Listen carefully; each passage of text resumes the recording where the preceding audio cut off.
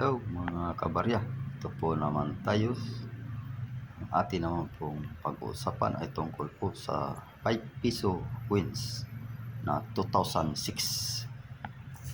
Yan po mga kabarya ay amin po yan patuloy na hinahanap ang 2006 na 5 piso na kung saan po ay may mataas na collectible value, at yan po ay binibili na namin po sa halagang 3,500 to 5,000 po ang bawat isa.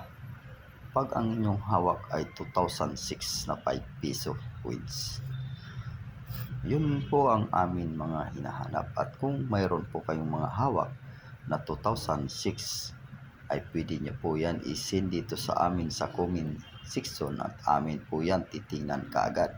At yan po pagka na-confirm po namin na yan ay 2006 ang inyong hawak, ayan po ay amin kaagad bibilhin sa inyo sa halagang 3,500.